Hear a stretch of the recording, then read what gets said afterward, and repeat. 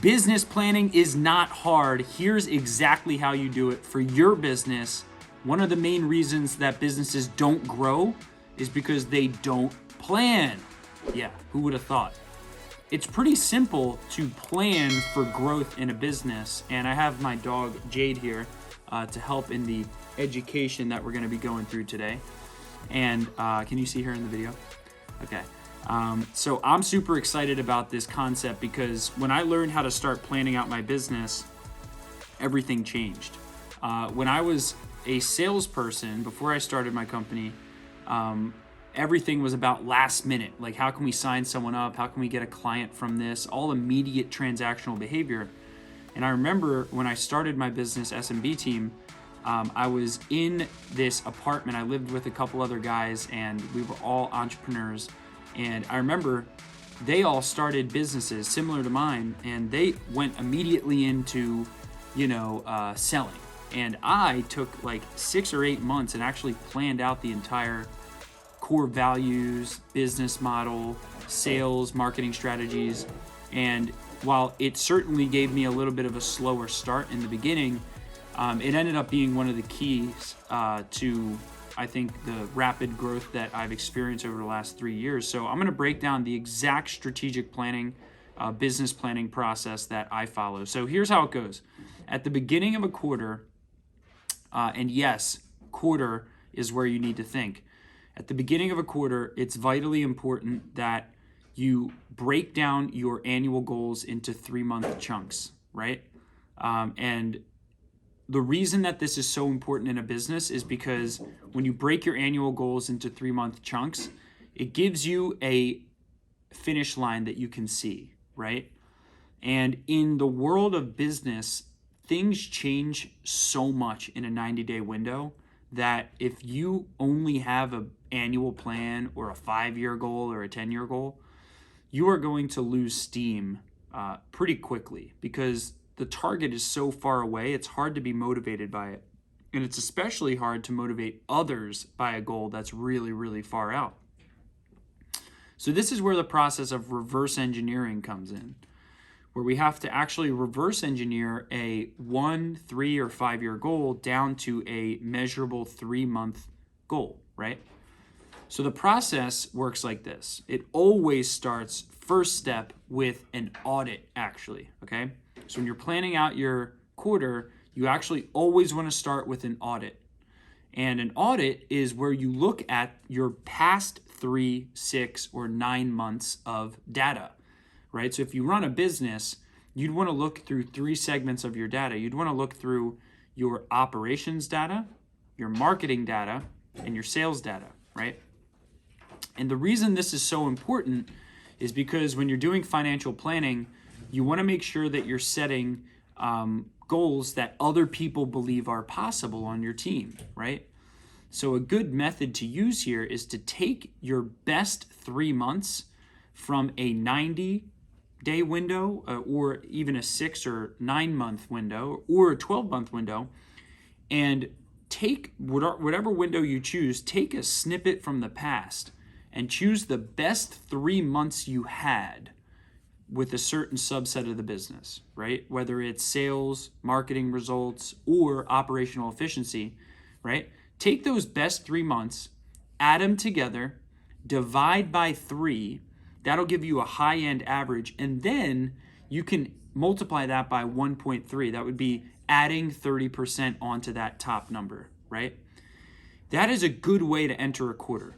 Having historical data as your basis for the next round of numbers that you're going to use in planning your growth is a smart way to use the past to fuel you with reasonable growth expectations. We have a saying here at SMB Team, growth is a minimum requirement, right? And if that's true for you, then you have to start creating calculations around your growth for your business.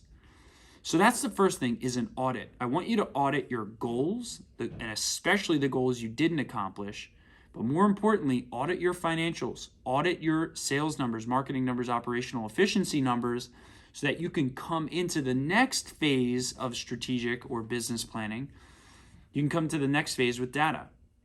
And that next phase is where you do what's called brainstorming. So you're going to brainstorm based on the data you've collected, based on your strategic priorities as a company. Hopefully you have a mission, vision, values document. Hopefully you have a vivid vision document, something that Cameron Herold talks about in his book, Vivid Vision. You have to look at something big picture related before you set a goal for a quarter, right? You have to think big and you have to relate it to your big, juicy goals. So in the brainstorming process, you're going to think through all the available options of goals you have, right? Or could set for the next quarter. So when you look at all those goals, realize you could end up writing 20, 30, or 40 potential goals. The risk with doing that is you aren't going to get all 20, 30, or 40 of those goals done. So you have to go through a process after the brainstorming process, which is step 3, and you have to go through the process of selection and clarification, right? So in the brainstorming process, which is step 2, we're going to just flesh out all the goals we could do for the upcoming quarter, all the things we could do, right? And then we're going to stop at one point when we run out of ideas, okay? Once you've run out of ideas for your goals for the next quarter, at that point, that's where it gets hard. That's where you have to start saying no to 80 or 90% of those goals you just wrote out, right? So that's vitally important to get right, is the goals you say no to, right? Now, separately from that, you also want to take the select few goals that you selected, right? In step 3, we want to select and clarify the goals. You want to take those few goals you selected and then clarify them, right?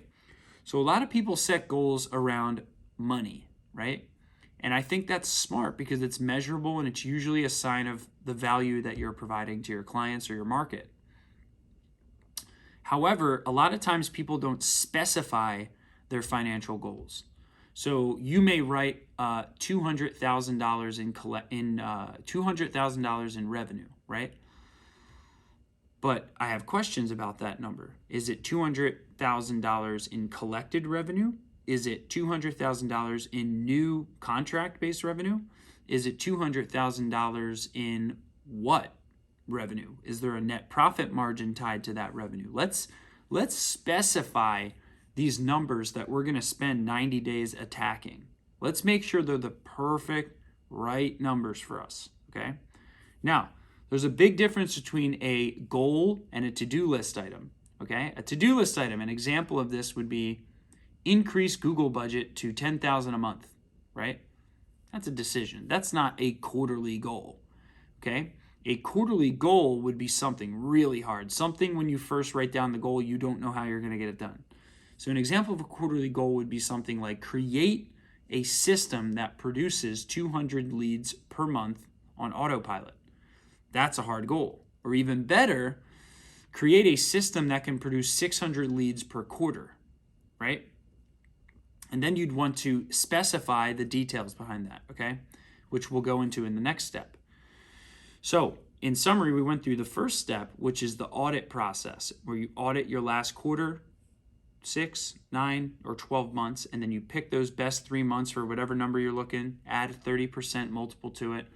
You bring that into your financial projections. Then you start quarterly brainstorming for quarterly goals or rocks for your company. Then you'd go through the process of selection and clarification of those goals, right? After you go through the process of selection and clarification, now we're moving on to the next step, okay? And the next step is so important to get right, okay? This is going to be your communication mode for how you communicate these new goals to people and how you hold people accountable to them, okay? And that's what we call the scorecard or your list of magic numbers, okay? So scorecard or your list of magic numbers is you've set this quarterly goal, and now we've worked backwards, right? This is step 4, right? Scorecard or magic numbers. And we've determined these numbers have to be true in order for me to make this big quarterly goal come true, right? So an example of this would be we want to hit a 96% retention rate of our clients, right? Well, in order for that to be true, there's a couple magic numbers that have to be hit. We have to hit a 75% net promoter score so that we know our clients are happy, and we have to get our clients a certain ROI multiple, return on investment multiple, as a marketing company, right? Another example of this would be on the revenue side, okay? On the revenue side of the business, right, we're gonna have your new sales numbers. So let's say you wanna bring in $150,000 in monthly recurring revenue for your business in one quarter, right? Well, you could do a little bit of math and determine what is the scorecard for that. The scorecard is essentially how many leads per month you need to hit that number on average, what conversion rate you'd need on those leads, what average transaction value you would need on those leads, right? And if you sell via webinar, how many webinar registrants would you need in order to make that happen, right? That's an example for our company, but think about this for yourself, right? Because it's not enough to set a goal without numbers attached to the goal that you can measure on a weekly, monthly, or quarterly basis to know if you're on or off track. Okay, they call these lead metrics, not lag metrics. A goal is usually a lag metric. A lead metric shows you in advance of you reaching a goal whether or not you're on track for that goal. Okay, as I hiccup because of the puppy and I drinking some seltzer water earlier. Okay. The next step is after we have our scorecard created, we now have to put that into a public communication means. Okay. So a public communication means, this is where a lot of entrepreneurs fail, is you'll create your goals and then you won't have a way to communicate them to the public, right? It's not enough for a goal to stick in your head. It's not enough for these numbers to stick in your head. We have to create a public communication means for these goals, okay? So 2 ways you can do that. Public communication means 1 is your quarterly PowerPoint. Public communication means number 2 is your weekly meeting template, okay? So I'll explain how this works. Your quarterly PowerPoint is essentially where you're gonna create a PowerPoint every quarter that explains where you're going as a company, okay? And this quarterly PowerPoint is where you're going to take your quarterly goals, you're going to take your scorecard numbers, and you're going to open up about these big goals to everyone in your company every single quarter. And there's a specific template for that. If you're interested in getting this template, go to smbteam.com and we can send this template to you. It's really powerful. It's a quarterly meeting template that we give to our private coaching members. Which if you email me at bill@smbteam.com, I'd love to see if we can get you in our program, because we help a lot of law firm owners and business owners across the United States do this. People who are doubling their companies as we speak.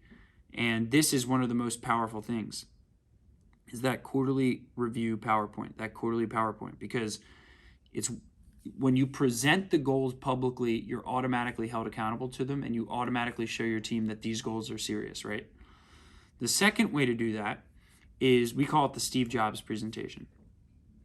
The second way to do it is to do another public communication means for your goals is your weekly meeting sheet. Your weekly meeting sheet is where you're going to store all of your numbers in the business and then report on them on a weekly basis, right? This allows you every single week with your key team members to stay on track with these numbers that you've previously set, that you know if these numbers are hit, they'll reach our quarterly goal, and if these quarterly goals are hit, they'll reach our annual goal, right? And then all of this ties together with the last step, which is your daily pulse, okay? So the last step is to always have a daily pulse in place, and that's through what's called a daily huddle, right? Daily huddles are one of the most powerful meetings you'll ever have in a business, because it allows you every single day to check in on the goals that you've previously set for the company. And that is the ultimate accountability metric. Now, one bonus I'll add is the importance of financial projections and budget allocation sheets, okay? So what I want you to do, if you have the time, another bonus exercise to do is to actually create an Excel spreadsheet and actually flesh out how will these revenues increase month over month? How will my expenses increase month over month, right? project this all out, make it real. It's not enough to have an annual goal with no plan on how to get there, right? So create a financial projection sheet, and then also create a marketing budget allocation sheet, right? So this is how you're going to get the leads you need in order to increase your client volume in order to reach your macro goal. Okay, so you need to be pre-planning. How are you going to divide up your increased marketing spend? Here's a quick hint. Take 20% of your gross revenues, including where you intend to grow, and spend that now on your marketing. I know it's scary, but if you're doing $1 million a year right now, right, you want to be spending $200,000 a year if you're in growth mode on marketing. And if you want to be doing $2 million by the end of this year, you should start now spending 40% of your revenues on marketing to then step into a world where that 40% will eventually become 20% as your revenues grow. So you want to step into marketing investments before you're ready. You also want to step into investing in your payroll and expanding your team before you're ready if you want to grow. If you don't want to grow, don't do this. If you do want to grow, do this, because it's the only way to give yourself that level of accountability financially when you're seeing an extra 20 grand a month, or however much per month come out of your bank account.